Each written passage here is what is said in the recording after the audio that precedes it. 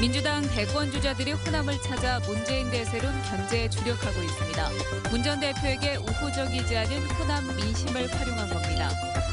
장기 미제 사건이었던 나주 드들강 여고생 살인 사건의 피고인이 16년 만에 무기징역을 선고받았습니다.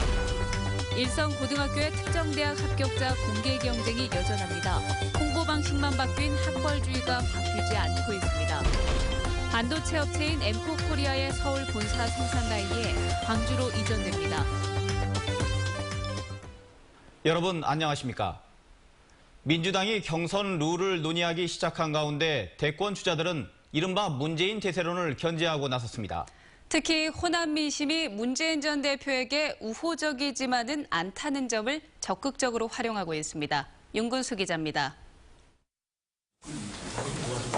문재인 전 대표는 기득권 세력이라고 비판했던 박원순 서울시장이 광주에서도 작심 발언을 이어갔습니다.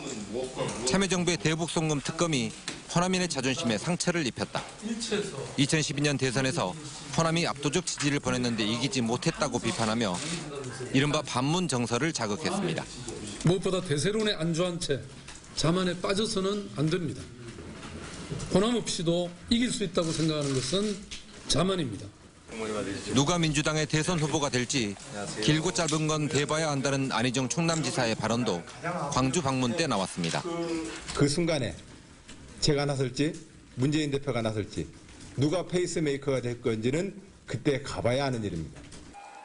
대세는 깨지기 위해 존재한다며 문 전 대표와 맞서고 있는 이재명 성남시장은 오는 15일 광주에서 지지 모임을 출범시킬 예정입니다. 당내 경선을 앞둔 민주당의 대권 주자들이 호남을 거점으로 문재인 대세론 깨기에 나선 가운데 또 한 명의 유력한 대권 주자인 반기문 전 사무총장은 조만간 국립 5.18 묘지와 평목항 등 광주 전남 방문을 검토하고 있습니다. 대권 주자들의 쏟아지는 구애에 호남 민심은 이래저래 복잡해지게 됐습니다. MBC 뉴스 윤근수입니다. 일선 고등학교들의 특정 대학 합격자 공개 경쟁이 여전합니다. 이른바 명문대학을 보냈다는 성과를 뽐내는 사이 학벌주의의 뿌리는 깊어지고 있습니다. 양현승 기자입니다.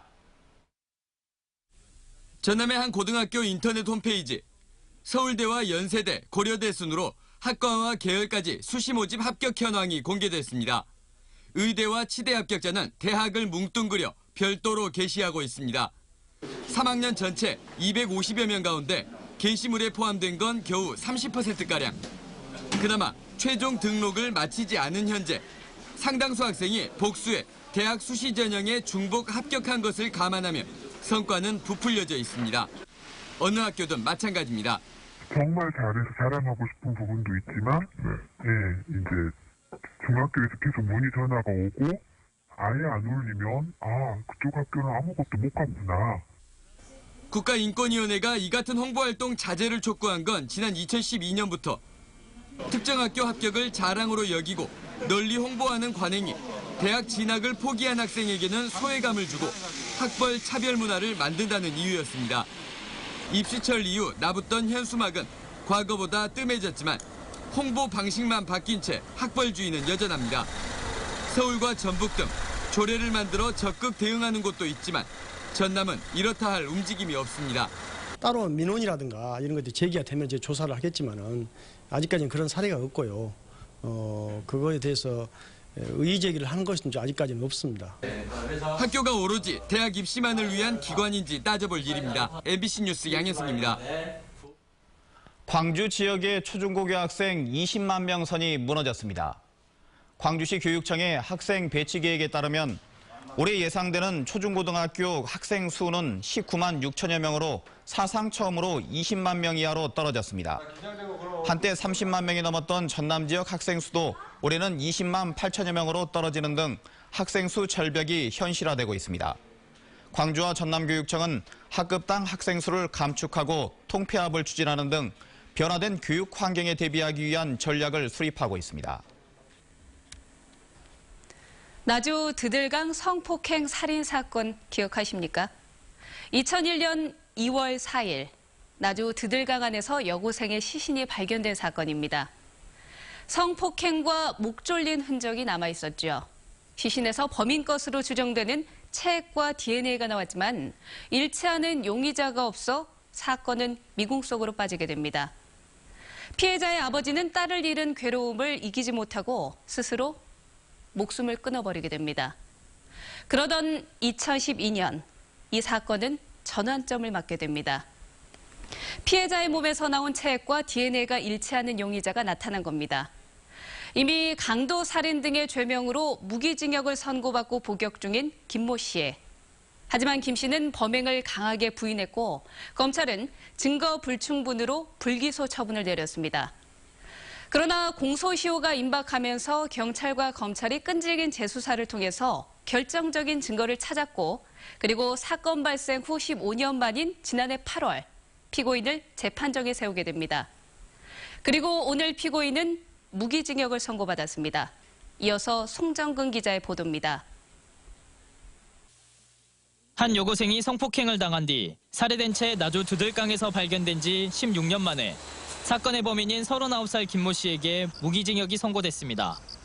재판부는 죄질이 나쁘고 범행을 끝까지 부인하면서 반성하지 않는 점, 증거를 인멸하고 행적을 조작하는 점 등을 유죄 판결의 이유라고 밝혔습니다. 그동안 범인이 누군지도 모른 채 고통과 슬픔을 떠안고 살아온 유족들은 판결 직후 말없이 눈물만 흘렸습니다.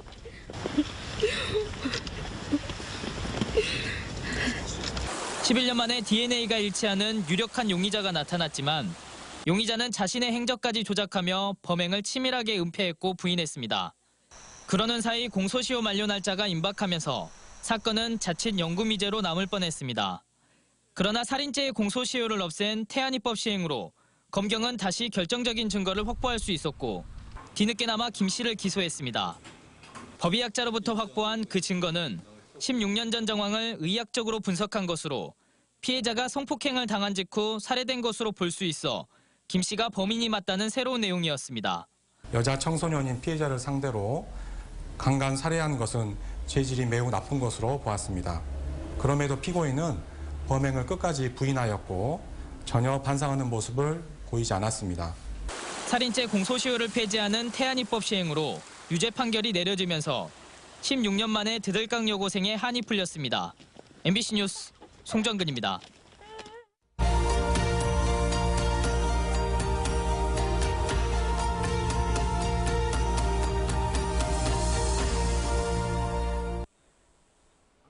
촛불의 요구에 귀를 기울이는 기획뉴스, 그 두 번째 순서입니다. 촛불 현장에는 노력만으로 성공할 수 없는 사회에 분노한 많은 학생들이 참여했습니다. 이들은 현 시국을 바라보며 반칙 없고 공정한 사회가 구현되길 바라고 있습니다. 김인정 기자입니다. 청소년들이 광장으로 불러낸 건 돈도 실력이야라는 정유라의 한마디였습니다. 돈도 실력이다.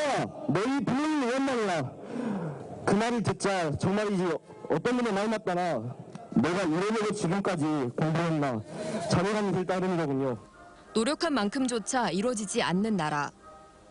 정유라의 부정입학은 그나마 공정하다고 생각했던 입시 경쟁의 룰을 산산조각냈고 우리가 서 있는 기울어진 운동장이 얼마나 가파른 곳인지 깨닫게 했습니다. 청소년들이 요구한 건 반칙 없는 경쟁, 공정한 경쟁이었습니다. 경쟁은 항상 어느 사회생활에 필요하다고 생각을 하는데 경쟁을 하는 과정에서 이제 그 과정이 잘못되면 안 되죠. 경쟁은 필요한데 과정이 잘못되면 안 되죠. 분노를 분출하려고 시작한 일은 청소년들에게 정치적으로 무력한 존재가 아니라는 깨달음, 투표권을 가져도 좋겠다는 자신감을 줬습니다. 처음에는 이제 학생들이 힘이 없다, 저희가 말을 해봤자 무슨 소용이 있겠냐고 참가를 하다 보니까 더 이제 대담해지고 저희도 정치나 이제 사회에 영향을 끼칠 수 있구나, 청소년이 주인이구나 이런 걸 느낀 것 같아요. 광장에서 만난 다른 세대와의 연대. 정치적 문제나 사회적 문제에 대한 새로운 인식 역시 광장의 청소년들이 갖게 된 변화입니다. MBC 뉴스 김인정입니다. 반도체 업체인 엠코코리아 서울 본사의 생산 라인이 광주로 이전됩니다. 광주시에 따르면 엠코코리아는 최근 서울 성수동의 사업장 부지를 매각하고 생산 라인을 오는 3월까지 인천과 광주로 분산 배치할 계획입니다. 이에 따라 광주 사업장의 직원이 지금보다 500명 늘어난 4,000명 규모로 확대됩니다. 이번 설비 이전으로 엠코코리아 광주 사업장의 연 매출액은 1조 원을 돌파할 것으로 예상됩니다. 프로축구 광주FC가 2017 시즌을 향한 걸음을 내딛었습니다. 주축 선수들의 이탈로 어려움이 예상되지만 젊은 선수들과 용병으로 전력 공백을 최소화한다는 계획입니다. 이재훈 기자입니다. 남방의 수호신 광주의 주작이 겨울바람을 헤치며 힘찬 날개짓을 시작했습니다. 훈련을 이끌고 있는 선수는 수비수 이종민.